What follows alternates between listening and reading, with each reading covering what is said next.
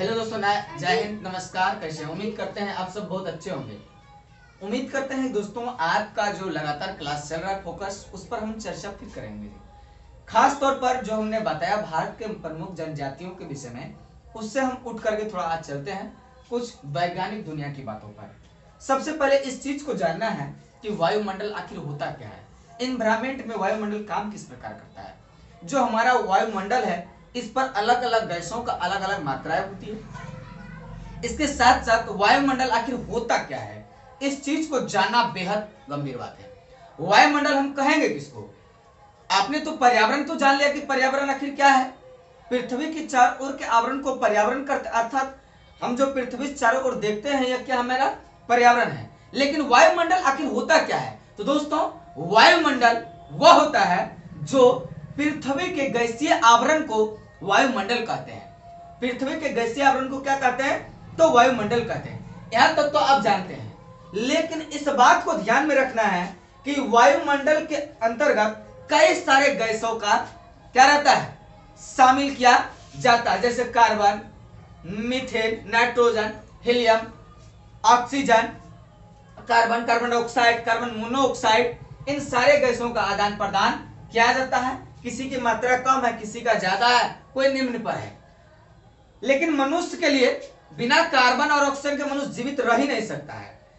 फिर यही फर्क है, किसी की मात्रा ज्यादा जरूरत है, किसी की कम होता है, तो ये चलता रहेगा। तो वायुमंडल, सबसे पहले वायुमंडल के अंतर्गत आता है क्षोभ मंडल।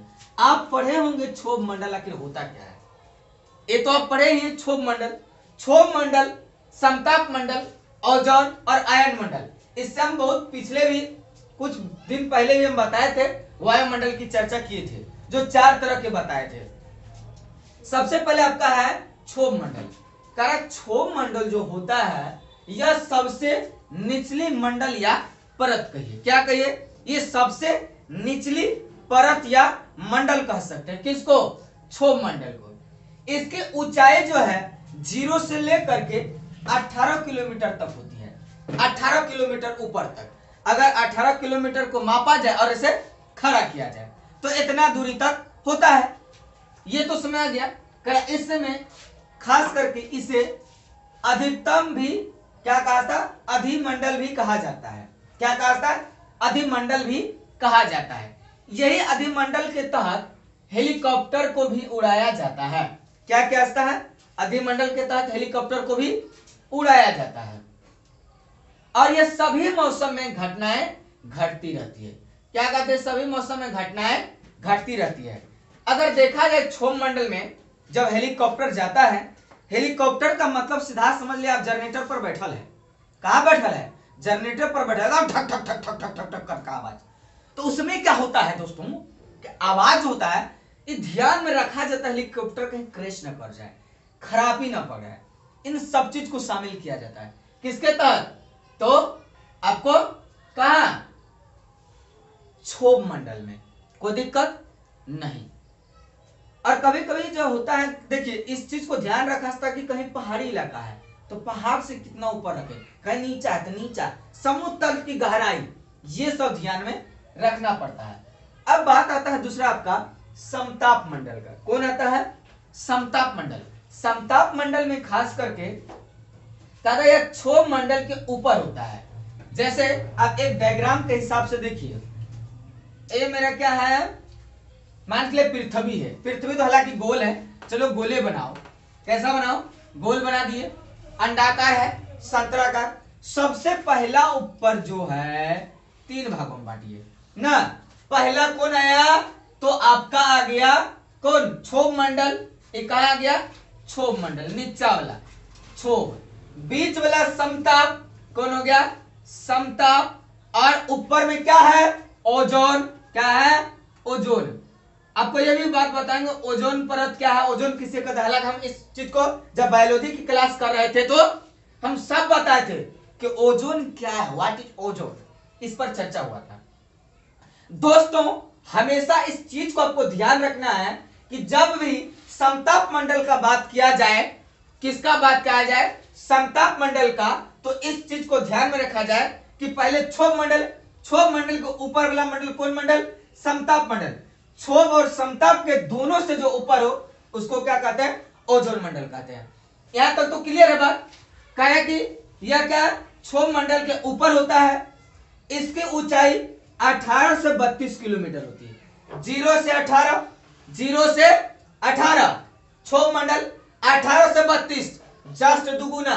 कौन? समताप 32 से लेकर के क्या 18 या 54 60 किलोमीटर के आसपास में कौन? ओजोन परत होता है। कोई दिक्कत? ओजोन मंडल। यहां तक तो क्लियर समझ में आ गया। इस चीज को फिर देखिए, इसका तापमंडल अस्थायी होता है। इसका तापमंडल कैसा होता है? एकदम हमेशा शांत रहता है, न जैसे कोई सांप एकदम पूरा शांत मियाज से रहेगा, कोई उसको मतलब नहीं, लड़का सब लाठी फेंकता है, और कोई रहता है कि मारा फोक से फेंकने लगता है, तो वही होता है इसमें भी। करे इसका कोई भी मौसम घटना नहीं घटता, चाहे वो मौसम बरसात का रहे या ठंडा का रहे या कोहरा घेरल रहे या बारिश झमाझम झमझम कर रहा है, इससे कोई लेना देना इसको नहीं होता है। ये हर मौसम में क्या रहता है? बैलेंस, न्यूट्रल रहता है, समान संतुलन पर रहता है। इसमें वायुयान उड़ाया जा सकता है। इसमें क्या क्या वायुयान उड़ाया जा सकता है? यानी कि हवाई जहाज को इसी के अंतर्गत उड़ाया जाता है। कहां? 18 किलोमीटर से ऊपर उड़ाया जाता है वायुयान को, रॉकेट, विमान, ये सब प्लेन उलेन। लेकिन ऐसा नहीं ना सोचिएगा कि लैंडिंग करने के लिए सर जी आकाश में उसका पिंड बनाना, नहीं, उसका आकाश पिंड में कोई लेना देना नहीं, वो नीचे ही बनाया जाता है। क्या क्या नीचे ही उसका बनाया जाता है। कारण है इसके पीछे कहीं ना कहीं, ये भी समझ आ गया। अब देखना आपको ओजोन मंडल। दोस्तों ओजोन एक पर्वत है। ओजोन क्या है? पर्वत है। सूर्य से निकलने वाली पराबैंगनी किरण धरती तक आने में सबसे पहले ओजोन से टकराता है। कहां टकराता है? ओजोन से टकराता है। अगर ओजोन में एक छेद है, वह ओजोन के छेद के डायरेक्ट प्रकाश जब कहां पहुंचेगी? डायरेक्ट अगर पृथ्वी पर आ जाती है, लगातार जीव जंतुओं को नुकसान करने में कोई असर। सुनते होंगे कि ओजोन परत है, उल्का पिंड है। ओजोन परत में क्या करता है? सूर्य की रोशनी को सोखता है। क्या करता है? सोख करके, फ्रेश करके तब जमीन पर लाता है। इसमें इस बात का भी ध्यान रखा है कि खास करके ओजोन जो होता है उसमें पड़ने वाली पराबैंगनी किरण, ना सुने कि छेद बढ़ गया ओजोन का, वह छेद बनने के कारण आज के समय में तरह तरह खास, खुजली, दाग जैसे बीमारी लोगों को सामना करना पड़ रहा है। इसका कहीं ना कहीं क्या है? असर दिख रहा है। तो ये तो आपको चल रहा है पता। कह रहा है कि इसकी जो ऊंचाई होगी यह समताप मंडल के अंतर्गत आता है। ओजोन किसके मंडल आता है? समताप मंडल के अंतर्गत आता है, पूर्ण रूप से नहीं आता है। इससे तो भाई ऊपर है, लेकिन एक लाइन तो कह दिया कि यह क्या समताप मंडल के अंदर आता है। 18 से 32 किलोमीटर की दूरी पर। कितना? यहां भी तो कोई रहा 32 एकड़, जहां खत्म है यहां ही शुरू हो रहा है, तभी ना पकड़ा गया बात। इसको पृथ्वी का सुरक्षा कवच कहा जाता है। पृथ्वी को क्या करता है? जान माल की क्षति न हो इसके लिए रोकने का काम करता है, लड़ता है, कवच है। कवच कुंडल हारे हो रामा, जग देखू तप धवय धामा। ये हमारे सुरक्षा का काम करता है। हमारे शरीर में बीमारियां ना हो, जीव जंतु नुकसान ना हो, पृथ्वी पर त्राहिमाम ना मचे, इसके लिए क्या करता है? सुरक्षा का काम करता है। कितना बांस ऊपर होगा सूर्य की रोशनी तब धरती पर पड़ता है, जेठ बैसाख के महीना में लगता, अब पिठी जड़ गई।